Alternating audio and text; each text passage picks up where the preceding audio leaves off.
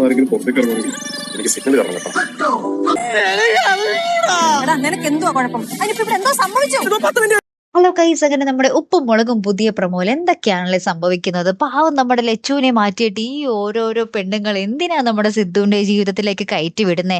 അപ്പൊ ഇന്നത്തെ പ്രമോയില് ഇന്നത്തെ വരാൻ പോകുന്ന എപ്പിസോഡിൽ നമുക്ക് കാണാൻ സാധിക്കുന്നുണ്ടേ, നമ്മുടെ സിദ്ധുവിന്റെ പഴയ കാമുകി വന്നിട്ടുണ്ടല്ലോ. ആ കാമുകിയായിട്ട് സിദ്ധു പാറമടയുടെ അവിടെ പോയി സംസാരിക്കാൻ പോവാ. അപ്പൊ സിദ്ധുവിളയും പറയുന്നുണ്ട്, കേശോളിയാ പുറത്തേക്ക് ആര് വന്നാലും എനിക്ക് സിഗ്നൽ തന്നെ, ഞങ്ങൾക്ക് രഹസ്യമായിട്ട് കുറച്ച് സംസാരിക്കാനുണ്ടെന്നും പറഞ്ഞാണ് ഈ ഒരു ഗേൾ ഫ്രണ്ടുമായിട്ട്, അതായത് പഴയ കാമുകിയായിട്ട് നമ്മുടെ സിദ്ധുവളയും സംസാരിക്കാൻ പോകുന്നതേ. അപ്പൊ കേശുവിനാണെങ്കിൽ ഇതൊക്കെ കണ്ടിട്ട് ആകപ്പാടെ സങ്കടം വരുന്നുണ്ടേ. കാരണം ലച്ചു ചേച്ചിനെ ചതിക്കുവാണോ സിദ്ധുവളിയൻ എന്നുള്ള തോന്നലൊക്കെയാണ് നമ്മുടെ കേശുവിന്റെ ഉള്ളിലെ.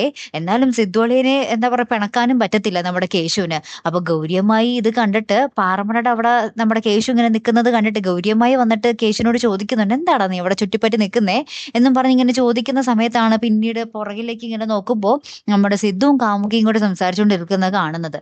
അപ്പൊ തന്നെ ഗൗരിയമ്മായി ചോദിക്കുന്നു, എന്താടാ കേശു അത്, എന്താ സത്യം പറഞ്ഞോ എന്നൊക്കെ പറഞ്ഞ് നമ്മുടെ ഗൗരിയമ്മായി കുറെ ചോദ്യം ചോദിക്കുന്നുണ്ട്. അപ്പൊ കേശു ആണെങ്കിൽ എനിക്കൊന്നും അറിയാൻ പാടില്ലേ എന്നും പറഞ്ഞ് കിടന്ന് മോങ്ങുന്നുണ്ടേ.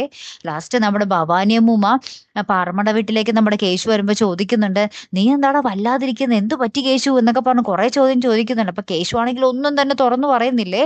ലാസ്റ്റ് നമ്മുടെ കേശു, അയ്യോ 10 മിനിറ്റായി ഞാൻ പോണു എന്ന് പറഞ്ഞിട്ട് ഇവരുടെ അരികിലേക്ക് പോകുന്നുണ്ട്. അവിടെ ആണെങ്കിലോ നമ്മുടെ സിദ്ധുവളിന്റെ പുതിയ കാമുകി ഉണ്ടല്ലോ, ആ കാമുകി നമ്മുടെ കേശുവിനോട് പറയുന്നുണ്ട്, കേശുവിന് അറിയാലോ സ്നേഹിക്കുന്ന അവരിട്ടിട്ട് പോകുമ്പോഴുള്ള സങ്കടം, പക്ഷെ എനിക്ക് അങ്ങനെ നഷ്ടപ്പെട്ടിട്ടൊന്നുമില്ല എന്ന് പറഞ്ഞ് നമ്മുടെ സിദ്ധുവളിനെ ഒരു നോട്ടം നോക്കുന്നുണ്ട്.